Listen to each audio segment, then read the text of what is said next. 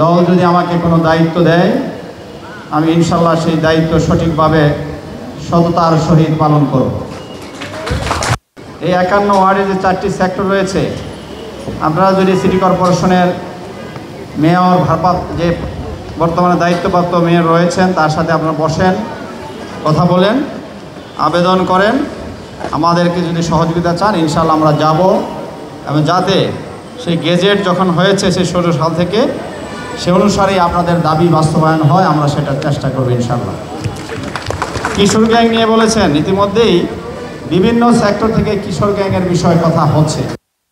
আপনারা 4টা সেক্টরবাসী যদি ঐক্যবদ্ধ থাকেন, সেনাবাহিনীর কর্মকর্তাদের সাথে বসেন, সিসি ফুটেজ নিয়ে যদি আপনারা কথা বলেন, আমি অবশ্যই মনে করি প্রশাসন ব্যবস্থা গ্রহণ করবে, এবং আমরা যা লাগে প্রয়োজন সেটা আমরা ইনশাল্লাহ করব। বিএনপি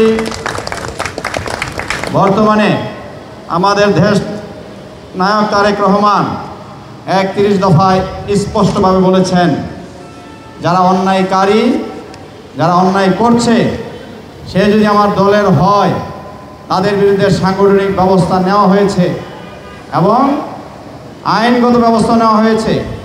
আইনের ফাঁকে ফোকর দিয়ে বেরিয়ে যাচ্ছেন, কিন্তু তারেক রহমান বলেছেন, আমাদের সিদ্ধান্ত থেকে আমরা এক চুলও সরব না।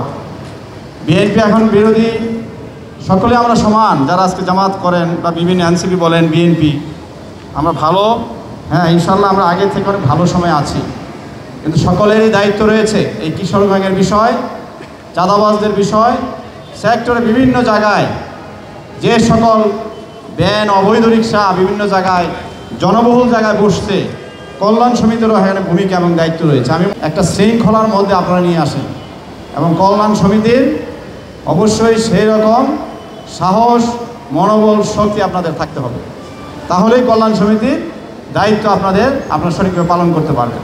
আর যদি সেটা আপনারা না করেন, আমি মনে করি প্রত্যেক সেক্টর কল্যাণ সমিতির উদ্দেশ্যে বলবো, না পারলে আপনারা সেক্টরবাসীকে ডেকে যে এই সেক্টরে চাঁদাবাজি হচ্ছে, কিশোর গ্যাংয়ের দৌরাত্ম্য বেড়ে গেছে, যত ভ্যান বসছে আমি পারছি না, আপনারা দায়িত্ব ছেড়ে দেন।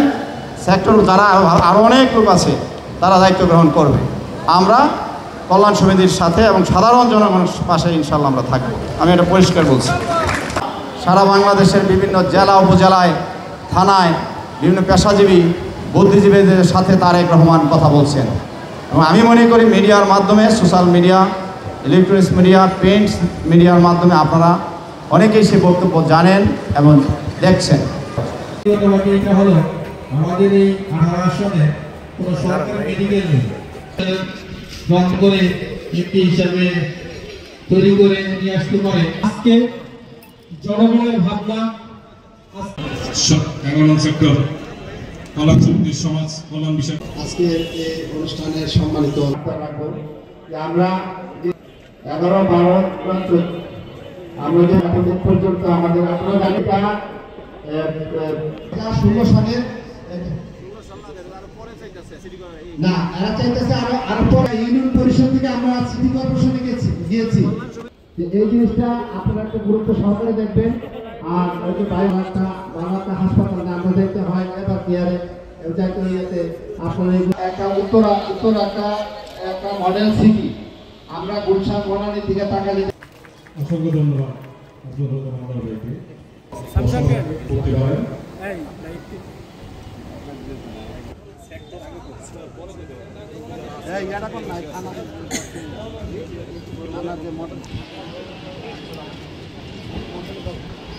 প্রশ্ন নিয়ে আসছেন 11 সেক্টর বাসিন্দা, স্থায়ী বাসিন্দা শামসুল আলম ভাই।